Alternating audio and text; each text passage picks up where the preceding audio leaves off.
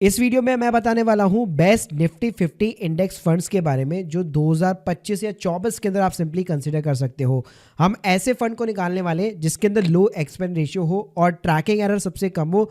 Plus हम लोग ये भी जानेंगे कि निफ्टी 50 और इक्वल वेटेज इंडेक्स के बीच में डिफरेंस क्या होता है और कैसे भाई आपको सिलेक्शन करना है कि कौन सा बेस्ट निफ्टी 50 म्यूचुअल फंड है इन्वेस्टमेंट करने के लिए। पहले देखिए बात करते हैं कि आखिर निफ्टी 50 आखिर होता क्या है। तो सिंपली एक बेंचमार्क इंडेक्स है जो कि नेशनल स्टॉक एक्सचेंज के ऊपर काम करता है। सिंपल सी लाइन में बताऊं कि इंडिया के टॉप जो 50 कंपनी है मार्केट कैप वाइज उन सभी का ये इंडाइसेस होता है। तो यहाँ पे निफ्टी 50 इंडेक्स प्लान के अंदर इन्वेस्ट करने का सिंपल सा मतलब है कि निफ्टी 50 ने अगर एक साल के अंदर 20% का रिटर्न निकाल के दिया है तो मेरे इंडेक्स भी भाई मेरे को इतना ही रिटर्न यहाँ पे बना के देना चाहिए। इसके अलावा इसके अंदर अगर मैं कंपनीज की बात करूं ऑलमोस्ट भाई सारी यहाँ पे इंडिया की टॉप सेक्टर वाली कंपनीज आ जाती है। जैसे आप देख सकते हो एचडीएफसी बैंक हो गया, आईसीआईसी हो गया, रिलायंस हो गया, इन्फोसिस, टीसीएस, मतलब ऐसी भाई टोटल जो इंडिया की जो टॉप 50 कंपनियां है ना वो सारी की सारी इसके अंदर जो है कंक्लूड होती है। तो देखियो अगर आप मार्केट में अगर आप देखोगे तो ऑलमोस्ट जो है 20 से भी ज्यादा जो म्यूचुअल फंड जो है इस सेगमेंट के अंदर काम कर रहे हैं जो स्पेशली निफ्टी 50 इंडेक्स फंड के लिए बने हैं। तो भाई इस लिस्ट के अंदर मैं नंबर 1 पे रखना चाहूंगा सबसे ओल्डेस्ट प्लान है निफ्टी 50 का यूटीआई निफ्टी 50 इंडेक्स प्लान, जिसके अंदर आप केवल फंड साइज देखोगे तो सबसे ज्यादा है 19,000 करोड़ से भी ज्यादा का पैसा इसके अंदर लग चुका है। पूरी कैटेगरी में भाई अपने आप में 7% कंट्रीब्यूट करता है। अगर आप क्रिजल की भी रेटिंग देखोगे सितंबर के अंदर इसकी रेटिंग जो है कंटिन्यू रखी है, 4 स्टार की भाई इसको रेटिंग मिली हुई है। एक्सपेंस रेशियो देखोगे केवल 0.19% का है।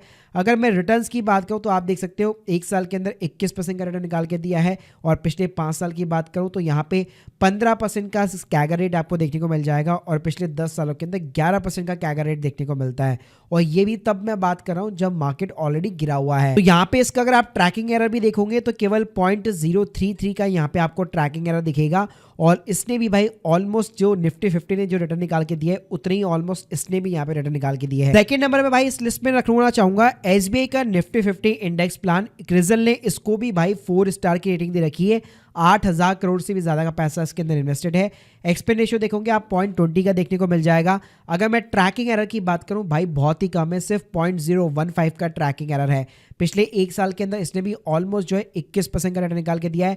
चाहे आप 3 साल का, 5 साल का या 10 साल का कैगर रेट देखते हो तो देखो रिटर्न्स आपको ऑलमोस्ट सेम देखने को मिलते हैं, केवल जो पॉइंट्स होते हैं जो डेसिमल्स होते हैं उसके अंदर आपको केवल डिफरेंस देखने को मिलता है। इसके अलावा भाई यहाँ पे मैं थर्ड नंबर पे रखना चाहूंगा एचडीएफसी बैंक का ही इंडेक्स फंड निफ्टी 50 प्लान। इसके अंदर भी अगर आप फंड साइज देखोगे 18,000 करोड़ से भी ज्यादा का पैसा लगा हुआ है।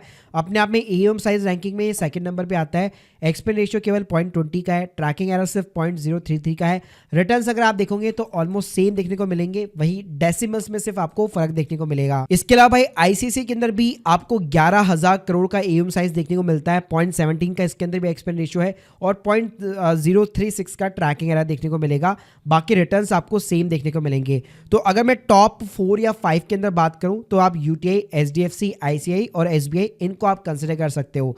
लेकिन आप ये चाहते हो कि भाई सबसे कम एक्सपेंस रेशियो के साथ में हायर एयूएम के साथ में अगर मैं जाना चाहता हूं तो एक न्यू एज कंपनी है नावी करके, नावी निफ्टी 50 इंडेक्स फंड काफी ज्यादा पॉपुलर हुई है।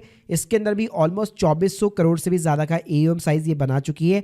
एक्सपेंस रेशियो देखोगे कम में एकदम 0.06 का है, जबकि अगर आप ऊपर देखोगे तो 0.90, 0.20, 0.17 का देखने को मिल जाता है।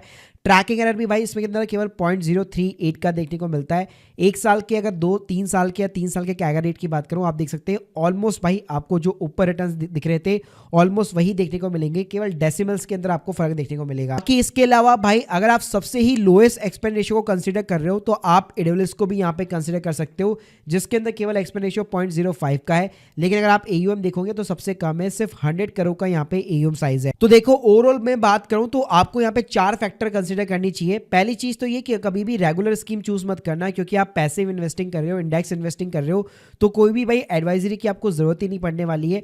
तो बेटर होगा कि रेगुलर की बजाय आप डायरेक्ट स्कीम के अंदर इन्वेस्ट करो ताकि आपका कोई कमीशन वगैरह कुछ भी चार्ज ना हो।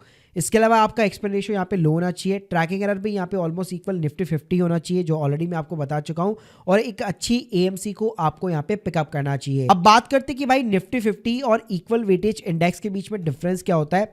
तो निफ्टी 50 में हमने देखा कि स्टॉक मार्केट के अंदर 50 कंपनियां हैं और 50 कंपनीज का अलग अलग वेटेज है। रिलायंस का ज़्यादा है, एचडीएफसी का ज़्यादा है, कुछ एशियन पेंट्स वगैरह इनका थोड़ा सा कम होगा।